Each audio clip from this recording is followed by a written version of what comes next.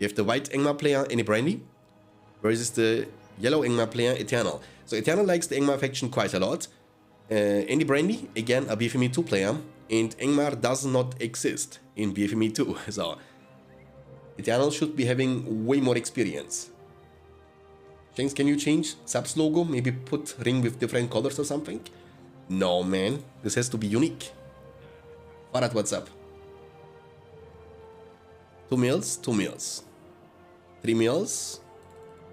And 3 meals. So it's like looking in the mirror. It's gonna be meal number 4 for Eternal, actually. The yellow color is not very visible on the minimap. And also the white color is actually not visible on the minimap. So I'm regretting my choices by letting them choose white and yellow. Because you can barely see the yellow especially. Because the map itself is also looking like yellowish. And for that reason you can't see the difference between the map's color and the player color, you know? So 4 meal opening into the Hall of the Kingsman, and pretty much the same situation also for Eternal. So he's gonna open with 4 meals into the Hall of the Kingsman. The timing is pretty much identical, so the strategy, the opening is matched. You know, they pretty much do the same thing, but it depends on your next move, you know? Will you go for the second Hall of the Kingsman? Will you go for the Wolf Den? Will you try to get some Wolf Riders on the field? Or will you try to spam Tralmaster units non-stop? That's gonna be a big question, and the answer will be no. He's not gonna spam, he's gonna make the transition into the Wolf Den, and Eternal is going to do the exact same thing. Look at the build order, boys. It looks like the same player is playing on both sides, you know? Okay, so beautiful. Always need to keep an eye on the stream too, because I don't know why, but in the World Championship streams, my stream randomly shuts down. And I have like no clue why this happens to me, to be honest with you. Okay, so the builder is being sent forward from Andy Brandy. He's scouting if he's creeping or not. You have the Gundabad Orcs coming up first from Eternal. And also eventually some Wolf Packs later on. So again, Engmar is one of the fastest factions when it comes to get all the units on the field you want. In this case we are talking about, you know, Spearman, Swordman, Pikeman, Extrovers. You can get all of that stuff in like no time. And Andy is creeping at the bottom right side. So he's gonna get ahead with this move, because I don't think this will do anything. The Wolf Riders will be just in time, perfect timing, beautiful trample, and that's all it takes. 2 tramples to rule them all. So the beginning of the game was definitely better for Andy Brandy, but it's nothing game changing or game winning. Even though Rise of the Witch King can snowball quite hard. So basically if you fall behind a little bit, your opponent will get the chance to snowball extremely hard on you. And that's the reason why we see only games average duration between 8 to 10 minutes. A best of 5 can legit end in 30 minutes. You know, that's how fast the games are actually getting finished. Oh, look at the wolf packs, dude. Holy guacamole. Yummy, yummy, yummy. Eat those Rudaur Spearmen for breakfast. Eat them alive. Luri, what's up, guys? Thanks for tuning in, appreciate it. Russia hacking you? I don't know what's going on. I don't know what's going on. Okay, so phenomenal start into the game number 1 from Andy Brandy with a faction that does not exist in his core game, the BFME 2. And, you know, now he's the player who's putting pressure on. And Eternal has to defend for a little bit at least. There comes a wall up to save the builder.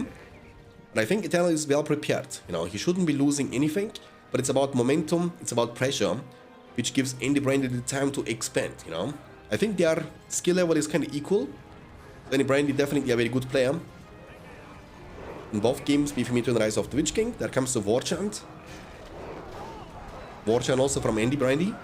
Remember, the War Chant has been nerfed in the version we are using. We are using the version 9.0 beta, which is the biggest update of Rise of the Witch King ever, I think. I can't talk about the past, but since I'm doing Rise of the Witch King content since version 7.0, this is going to be the biggest one. Changing the buff leadership, the debuff system, you know, adding a couple of new abilities to the heroes, reworking a lot of units. It's a big change. What's up, Selfie? Hi.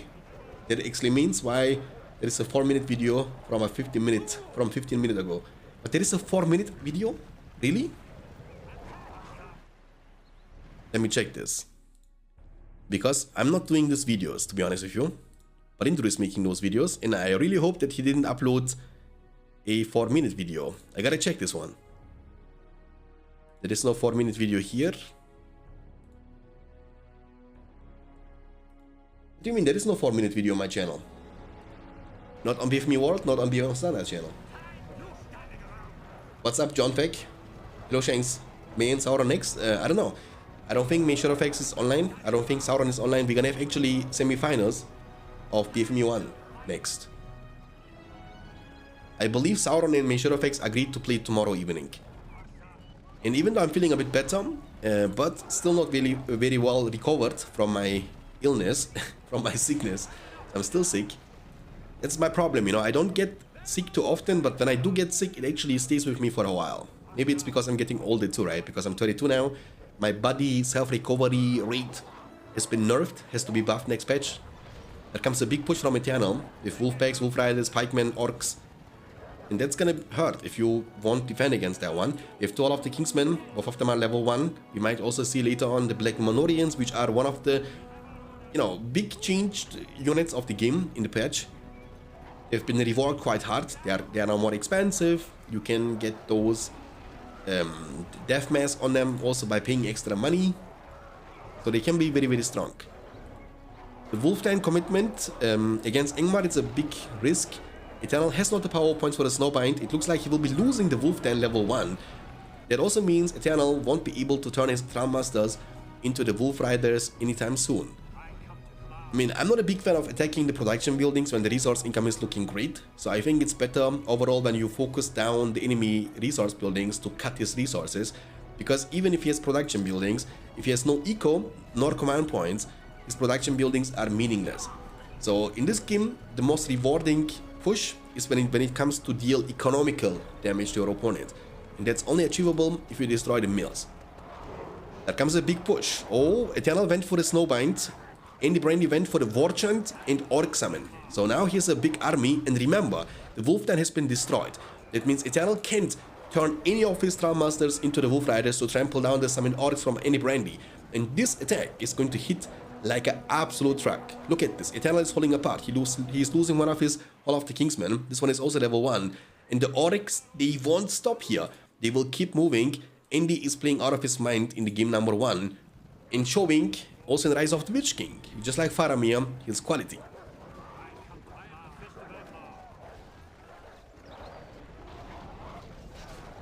But you work, Shanks? I'm area manager in Germany.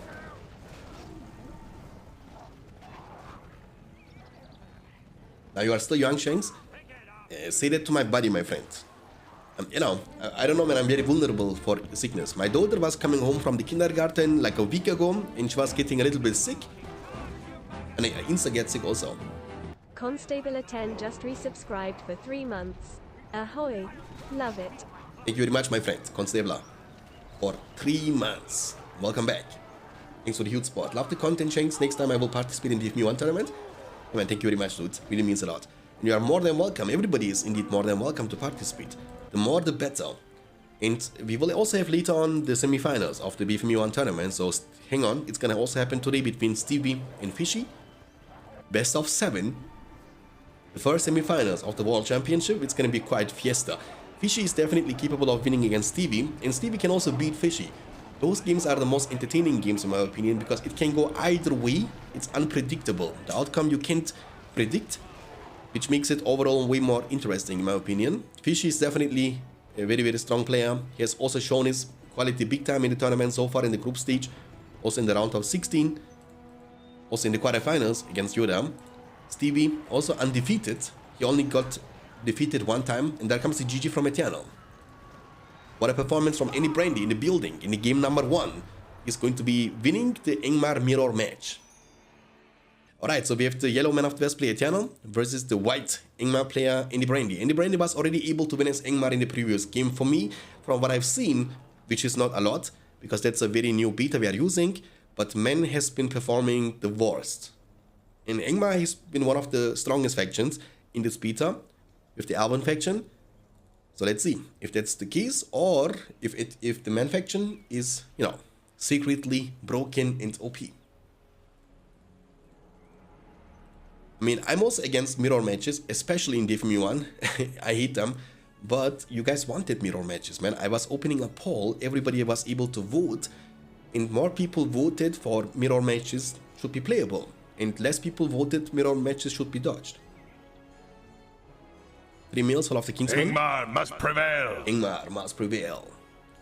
And there comes Barracks in Archer range opening for Eternal. That's a very interesting choice, something we have not seen before. Very early Archer range. There comes another offensive mill, I mean kind of offensive, hidden at the bottom left corner. Dude, my voice is so messed up. I don't know if you guys can hear it, but I'm basically breathing through my mouth, you know? I can't breathe through my nose. Pretty much since 4 days. Thank you very much, Orange, appreciate it. Really means a lot, my friend. If custom heroes would be a case in BFME 1, I would make Ugluk. You guys are seriously too obsessed with Ugluk. Erasha, what's up, my friends? Alright, so we have Archer range archers. I think they are buffed in this version. That's why Eternal is building them. But this is nerfed. So basically you used to only pay 500 for this upgrade to level 2. And now you need to pay 650, which is, you know, not the end of the world. But it's a very questionable nerf because I don't think the ranges were a problem in the previous versions. And men was not going for this anyway. So nerfing this is gonna make them even less playable. But we shall see. To all of the Kingsmen, Ingmar is expanding very nicely. But I think you also need Gondor Knights, you know, for the mobility part. So you can hit and run the builder, it's gonna get in safety, or don't make a 360, it's gonna get in the range to build a wall hub, and should be good to go.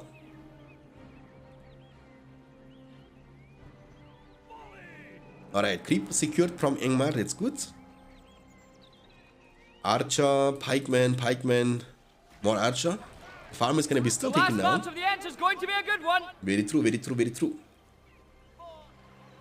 There's gonna be Fishy versus Stevie best of 9? It's best of 7? Yes, true. Best of 7, Fishy versus Stevie. He was actually able to save the farm, that's pretty good. Ingmar is expanding better than Mandor, in my opinion. He's also creeping at the same time, while Eternal is kind of focused on the defending part. But defending all alone won't win you the game. Creep secured. And also, I like those 2 mills at the bottom left side. That's very good. Wolf then, to all of the Kingsmen, and we also have no stable yet. I think when you go for such a build order with the man faction, Theoden would be a very good hero, because Theoden can give leadership with level 1 to infantry units too. And you put them on foot next to this army, and you will always deal more damage and be more tanky. The builder is gonna get away. Oh, hello darkness, my old friend. Oh, but Gollum has been killed in the meantime. No, not Gollum, not the Smeagol. Smeagol, no. Rest in peace. Smeagol Baggins. I mean, I know his... What is the last name of Smeagol? Does anybody know? Is this even known?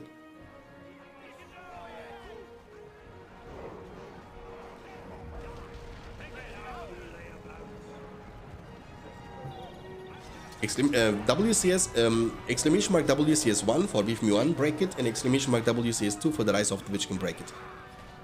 Good positioning from Eternal, I like that one. Wolf Riders are still putting out good work, trampling the front line, including the soldiers. But remember, the soldiers, they are tankier. They've been also changed a little bit. They've been buffed and nerfed. Basically, they buffed the shield wall formation. So when you use shield wall formation now, you don't lose your damage output. There comes the Temple of Twilight from Andy Brandy. That's very interesting. There comes another big push. I mean, no heroes, but he went for the stable. I'm still thinking that Theoden would be a very good choice, you know? Beautiful commitment. Level almost 2 mil is going to be taken down. No power points for the Snowbind yet to save the building. And you see, ignore the army, focus on the buildings, but there comes the black magic shenanigan from the sorcerers. They are looking deadly, they've been just cursing you. The fell strength has been used upon them. Nobody cares about the ring, because nobody will be able to collect 10,000 anytime soon. You know, that's the amount of money you need. They're being cursed one more time, but it doesn't deal too much damage to them. You know, it chunks them a little bit, but nothing crazy. And that was one of the most important mills. So basically, the good thing for Ingmar is that he was able to get those 2 mills at the bottom side. And that's the reason why he has still 300 command points available. He has legit lost everything. He lost literally everything he got. And going for the sorcerers, I don't know about that one to be honest, but there comes the frozen ability from these dudes. This one, the black eyes. And the thing is, they are untargetable. You can't kill them when you freeze them. So what is the plan? What is the follow-up, you know? How are you planning to kill those units? That's the big question. They are now free. They are released from the spell. There comes the Fell Wind. But again, there is no wombo combo potential. You have no Black Numenorians with the charge attack. You have no Rogash with the leap attack. You have no Dark Rangers with the arrow volley or long shot. But these units are actually, they always have to pay with their lives. Whenever they use that, they will lose like a unit or two until only this dude in the front is going to be remaining, and he works like a banner carrier, so he can respawn over time. But look at the minimap in the meantime. Eternal is taking over the map, and very questionable move here with this building for the sorcerers from Ingmar. Ingmar doesn't even need them. Like, I'm telling you legit, Ingmar can win all of the Ingmar games without the need of this structure. That's not even needed. All you need is this structure, maybe this one too, but this structure pretty much offers you everything you would ever need. From elite swordmen to pleb swordmen, from pikemen, extroverts to elite archers, even to banner upgrades. You can do pretty much, you know, like this is the go-to building for Ingmar. You can do everything you want. Prevening Pusat.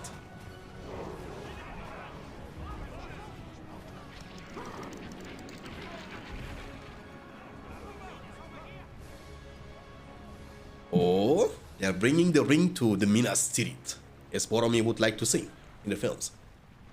And there comes the first hero, and oh, would you look at that? Denethor's favorite son, the captain of Gondor. Okay? The ring. The thing is, the ring is actually not a good thing, because it gives the enemy the vision control, so they are always able to see the unit with the ring on him. And now they will be also able to see your fortress. So basically I will show you guys. This is the vision control of Ingmar, so he's able to see those knights. And now because of the... okay, the ring, you can't see it anymore, I think, the fortress, but you can see that your opponent has the one ring, of course. You know that. You also get like a voice notification. Our opponent has the one ring. Destroy him, you know. 350 command points versus 950. So it's a little bit gap in the command points department. That comes Eowyn, the shield maiden. Just because of Faramir, you know. She's here only for Faramir, so they can make love. They can... Guys, when Eowyn and Faramir would make a child, it's a boy, what would be the name of the child? Would Faramir be a good brother and would name his son Boromir? Or would Eowyn be the more dominant person in the marriage and would like, no, we are not calling our son Boromir. We are naming him after my uncle who has left his life to save your white city. We name our son Theoden. It's a big question. I think Eowyn is the one dominant person, you know. I think Faramir wouldn't have a chance to say anything about Eowyn because she would scream, I am no man, and do exactly that what she just did to this battalion of the Wolf Riders to Faramir. And Faramir would be just like Andy Brandy, defeated. GG, well played. The game number 2 is over and man was able to win that one. We have the yellow Dwarven player Eternal versus the white Isengard player Andy Brandy. I think Isengard is also in a very good standing in the current beta we are using, because Isengard actually got a couple of very juicy and also important buffs. We are talking about the Uruk pit, for example. The Uruks, they are now cheaper, but they also have a new ability, the Bloodthirsty or Bloodlust it's called. When they are level 2, they will also deal more damage. So actually they've been showing lots of love to the Swordman. No man can kill me. What's up? Zero High, my friend. Age of Football is over, Age of BFME is starting. I meant Eoma, okay, Falcon. Alright, 2 mineshafts into the Hall of Warriors. Dude, I hate the delay in this stream, because whatever I see, guys, you hear it 1 minute later, and then it feels like I'm answering you so late. 4 furnaces. Soon, Master Elf, you will enjoy the fabled hospitality of the dwarves. Yes, but there is no elf. Gimli, you need to be blind, my friend. Soon, Master Uruk. Okay, Kribin is being used for scouting. Remember, the Kribin is actually good now, better than it was before against Warchant. So definitely a better choice to pick up at the beginning of the game. Because the buff to the creeping, the nerf to the creeping or to the debuff system is not that strong in compared to the nerf to the buff system. So remember, the war chant used to give you 50-50. Now it gives you only 33-33, but debuff used to give you minus 33-33, and now it gives you minus 25-25. So basically the gap now between this and this is only by 8% for damage and armor, which is not huge, you know. You can definitely start with the creeping.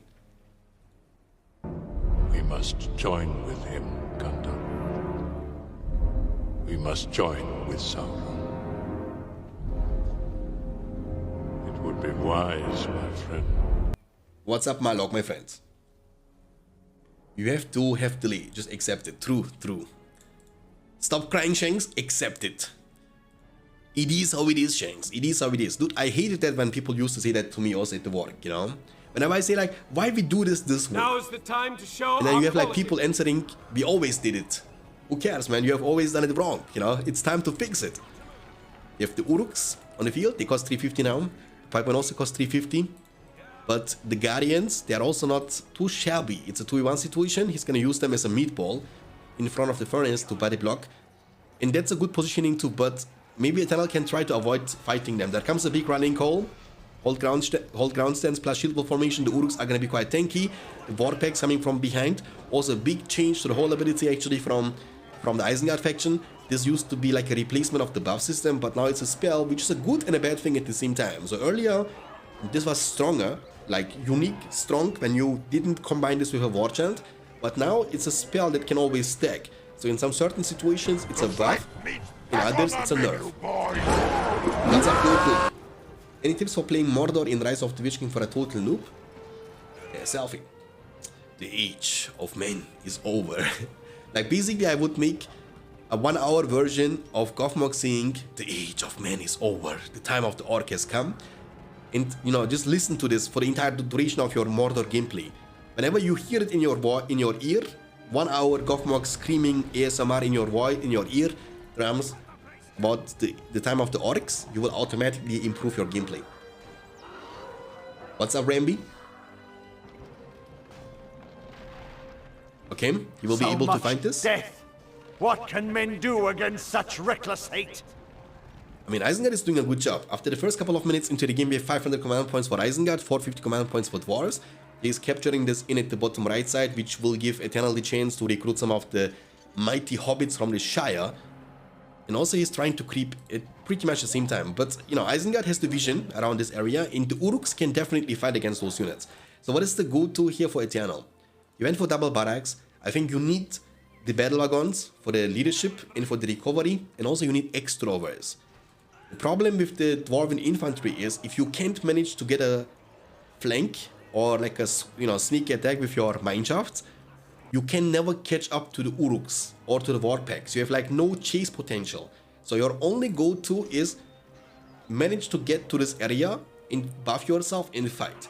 Because otherwise your opponent can always avoid fighting you. Like he does, for example. Look at the movement speed differential. It's actually massive. And when he sees you coming like this, he has enough time to prepare himself for a potential defense. That's the weakness of the Dwarven faction. They are just too slow. Like they are literally just like Gandalf speed on foot, you know? Rebane is gonna be used to debuff the enemy units. The rallying call is still on cooldown. It means Isengard should eventually have the advantage, but it's a... I mean, the pikeman is not participating in the fight. In the porcupine formation, you can't fight. Eternal is not expanding as much as he could. Will recruit some hobbits, the fight continues, and Isengard will be forced to disengage. But there comes Lords, the best hero in the game, the most cost-efficient hero in the game. I think everybody has to agree with me on that one, that Lords is hands down the best hero in all BFME games. The amount of utility, strength, and also control he offers you in a gameplay, it's kind of immense. For the low price, you know, he's pretty much for free for Isengard. There comes also a hero for the King Brand.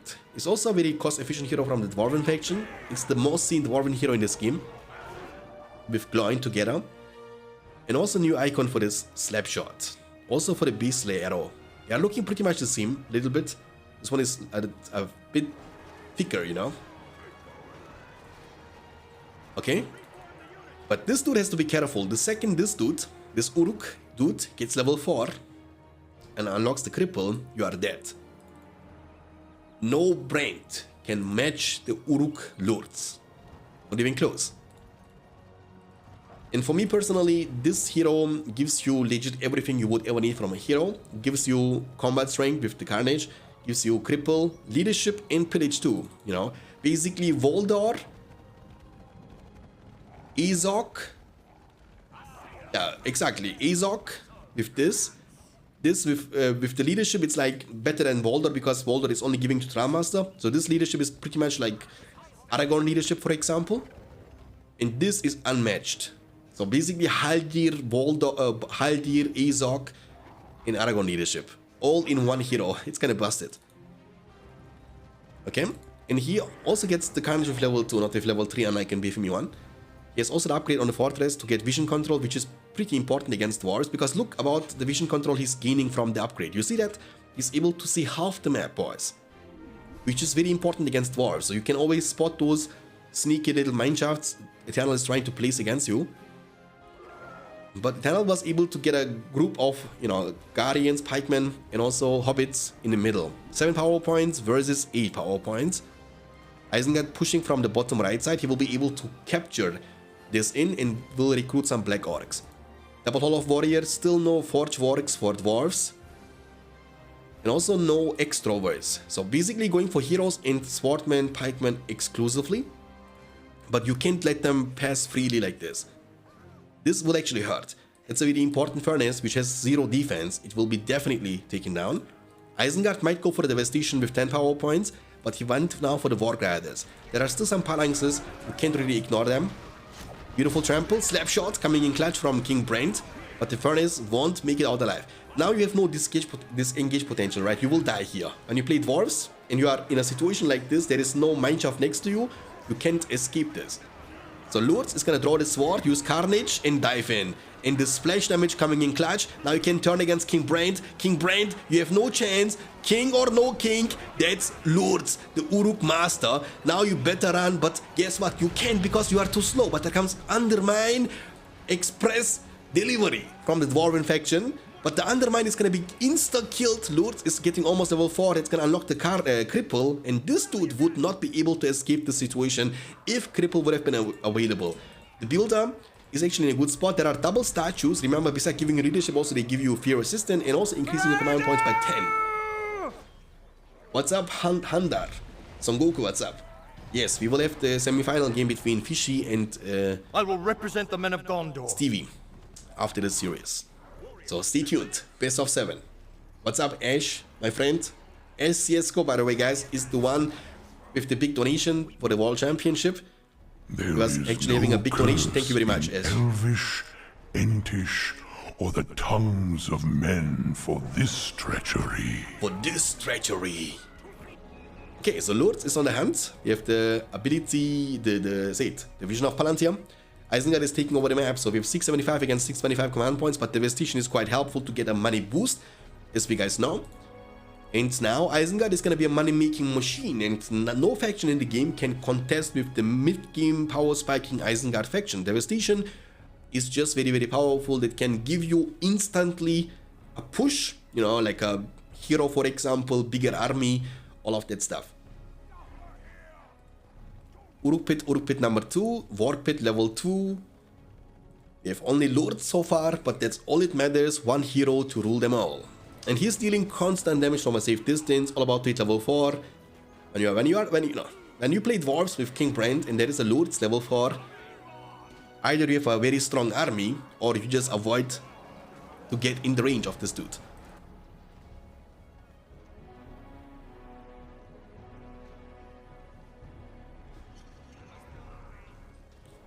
Guten Abend, Proslice, what's up?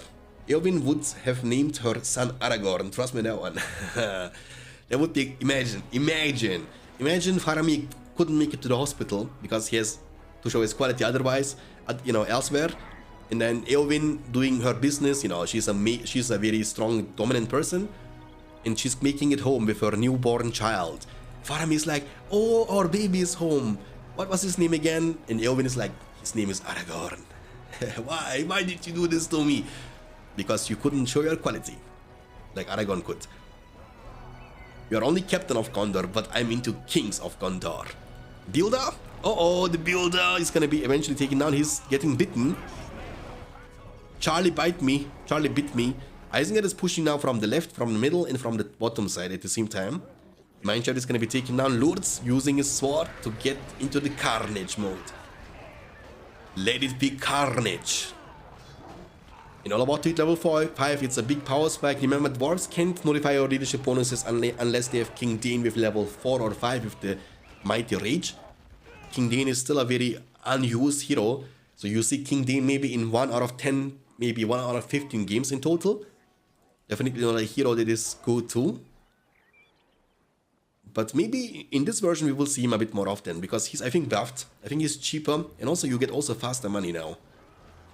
So the odds that we will see heroes like King Dane or Gimli are much, much better in this version. But there is Saruman, the White Wizard. And I think Saruman is great against dwarves, because dwarves are quite immobile. They cannot dodge this, you know. How can they dodge Saruman? Saruman is way faster compared to Gandalf. And even Gandalf could blast those units. Yeah, they are just too slow. Boom, son. And GG is gonna be cold. Where is Isengasm, dude? Isengasm is missing the Isengard Fiesta. That's gonna be the game number 3. Eternal was having a phenomenal game with the Manufacturing against Angmar, but now he's falling behind one more time. We have the yellow Isengard player Eternal versus the white Dwarven player Andy Brandy in the building. I mean, you know, dwarves, I think Dwarven faction is still very unique and might be also very strong in some certain hands. I think it's a very different playstyle requirement for the Dwarven faction, unlike the other factions like Elves, Isengard, Angmar and stuff like this.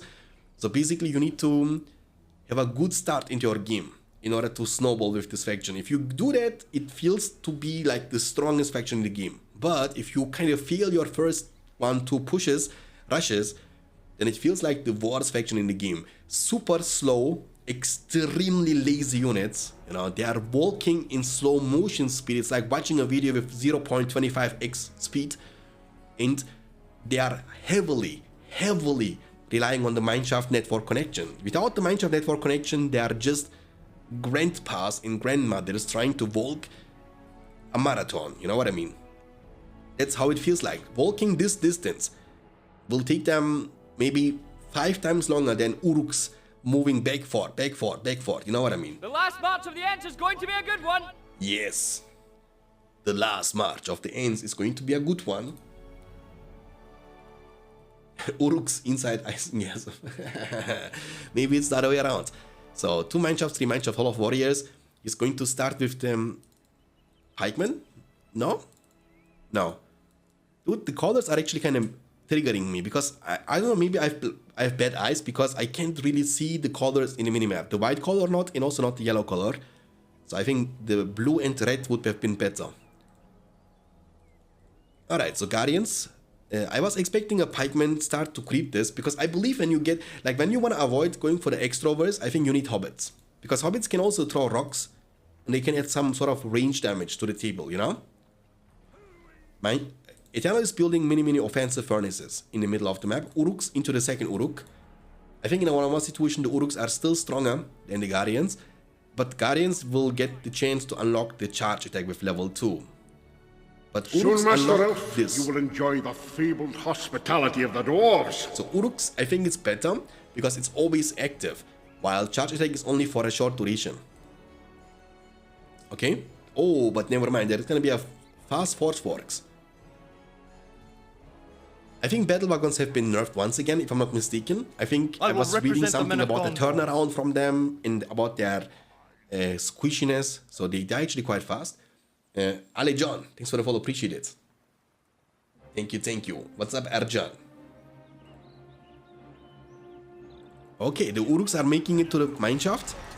Oh, rallying call is gonna be used defensively. Uruks are running for their lives. You better run. He's gonna get inside again, inside the jeans, outside of the jeans, inside the jeans, outside of the jeans. Knock it down. Okay, Isengard is trying to creep with the pikemen and getting more Uruks, but the mineshaft has been taken out regardless. It's a very bad thing for Andy Brandy though, because now he wasted the rallying call like this, and Eternal didn't use even his Creebane. Remember, there is still one Uruk remaining, and you know what this saying is: leave one wolf alive and the sheep are never safe. So don't leave this. It's almost level 2, by the way, this unit. Where is he gone? Is he dead? No, he's still alive. He's the Isengard Scout. Oh, did you... What? He teleported? He teleported. The battle wagon, like, what's going on with you? Okay, the counter push. So the battle wagon is gonna force the Isengard player to recruit some pikemen. Eternal was able to creep this no problemo. Forge Forex into the second battle wagon. Nope. And also no upgrades on it yet. So basically, you can now buy the battle wagons for 400 only, but your upgrades are a bit more expensive. So remember, that's the only calf unit you can actually have. None of your heroes can be mounted either. I mean, King Dean can be mounted, but in BFME 2 only, not in Rise of the Witch King. So when you want to trample stuff, that's your only choice when you play dwarves. Man of Deal will cost you 500, which actually is a lot of money. Holy quack, that's 900 for the battalion with the Man of Deal. 900. 400, I mean, they made everything 100 more expensive, I believe, besides extrovers. They are kind of still cheap, but the banner is actually more expensive than the well. Alright, beautiful trample with the battle wagon. Again, you can recruit Lords to counter this. Lords can shoot it down non-stop from a long distance. Sharku can also be good against that. Or you just simply go for the... Oh, Berserker. Oh, what? Why Berserker though? Are they good against battle wagons? Really? I think battle wagons can one-shot them, no? Okay, creeping.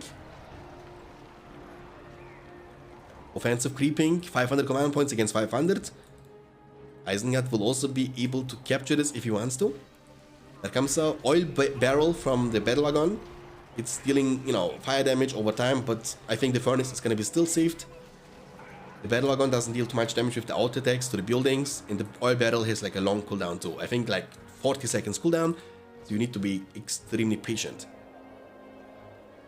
Okay, so there comes, we will have a fight. I think Dwarven faction should be able to win this, but Isengard, that's the thing about the situation, right? Isengard can always choose to disengage, and Dwarves can do nothing about this. I was able to watch a game between Elves and Dwarves, and the Elven player was actually playing around with his foot. He had a Treebeard on the field, and Dwarven faction couldn't ever reach the Treebeard. You know, Treebeard could hit, run. You know, you throw a rock against the building. Whenever the pikemen are coming close, you can disengage. There was no world in which dwarves could... How you deal with that? I think you need men of deal with fire arrows, because that's the only way you can deal with ends when you play dwarves against, you know, elves.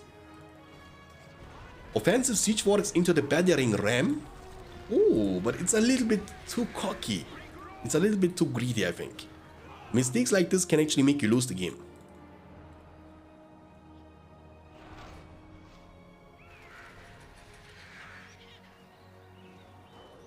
Berserkers will kill wagons because Rise of the Witch King is balanced. In a one-on-one situation, there is no way, dude. How? But the thing is, Isengard is only down to 450 command points, and dwarves have more command points. There was a very greedy move with the Siege Warwigs. He will get a ram. Oh, maybe the ram is also good against dwarves, because I believe the ram is faster than the dwarven units. So imagine you get like 4 rams. How you want to catch them? I'm telling you guys, Avi, when you play a game, please try this out. Make ram against dwarves and kite. Go hit a building and kite, run away. How they want to chase you? How they want to kill you? They are so slow. Like, I don't know why people are not getting obsessed with that. The slowness of these dwarven units and heroes. Maybe Gimli can kill this ram with level 5. 8 power points, he might go for a devastation later on. He has the builder with the 1 ring. Uruk pit number 2 is gonna come up. The furnace is almost destroyed. 550 command points against 550. The command points are even, but the siege warwigs has been fully destroyed. It's the only ram, but there is a mineshaft with units inside. Now run. I think you can kite. Can you though? Just run. Let me check. I wanna see if the dwarves can catch to this. They actually can't, dude. I'm telling you, siege weapon spam against dwarves might be hidden OP. Hidden OP, guys. Okay, that is a mineshaft. I mean, they are kind of expanding like crazy now. Isengard needs to go for an upgrade. He did. So Isengard vision control is looking like this. So Eternal is able to see pretty much 50% of the map. He's able to spot this mineshaft. He's also able to see this mineshaft. And this is very important and also very good for Eternal. having the knowledge, okay, there is a mineshaft. Oh, the battle wagon against a berserker, but there is Gloin who is saying, berserker, you don't touch my battle wagon. The RAM is still remaining, by the way, guys. It's kind of crazy. Okay, almost 10 power points for Eternal. That's going to be a huge power spike, but also 10 power points for Dwarves is going to be a good power spike, because he will be able to recruit, to summon the Hobbits, and combining this with a battle wagon with the banner, plus the rallying call from your spellbook might actually be very tough to defend against. The furnace has been demolished. This one has the banner on it, so you need actually 2 battle wagons, one of them giving you leadership, the other one giving you healing. Isengard needs Wark Riders, I think, you know? Or Sharku. Look, you can't catch up to this thing. Maybe Battle Wagon can catch up to this thing, but I'm wondering how many seconds or how many hits the Battle Wagon need to kill this one ram.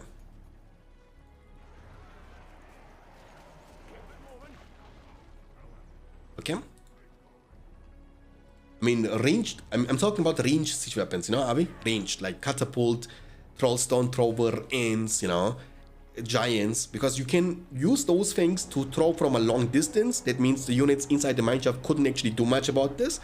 And whenever they get out to fight against you, you can always disengage, because how they want to chase you or how they want to catch you. I think Battle Wagon spam or siege weapon spam against dwarves might actually be very good, you know, because they need Men of Steel.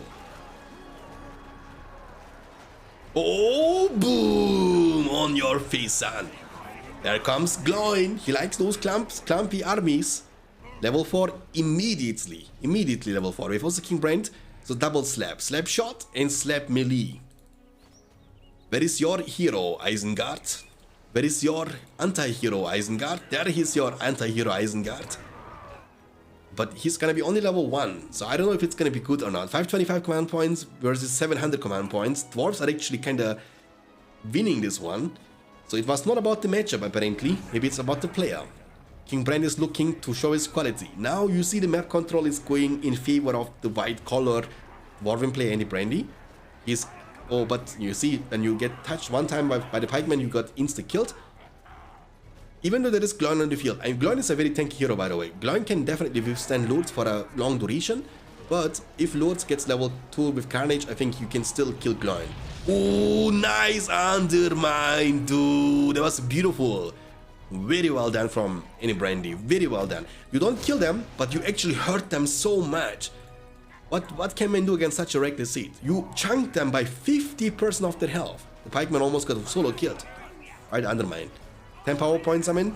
You know, you obviously exchange this for a potential Hobbit summon, but I think it's okay. Shake Foundation is avoidable from this dude. And also Slap is avoidable. Berserker getting killed quite fast by King Brand and Gloin. Lourdes is saying come here. But Gloin is kind of preemptively running away. Lourdes is getting level 3. He's also being shot in the face all the time by King Brand, dealing constant damage. We have finally extroverts upon the field. I think you need range units. There comes a Shake Foundation to one-shot the Uruk Pit. Very well done. Lourdes running for his life, being still shot from King Brand non-stop, who didn't use the slap shot one single time yet. The Shake Foundation hitting extremely hard, but now it can be used against the fortress. Now we see Isengard kinda getting into a prison situation. He has still a furnace here, which is about to get destroyed by this army. He has a furnace remaining here, but all of his other stuff is kinda in a very tiny area, and dwarves are about to destroy every single one of them.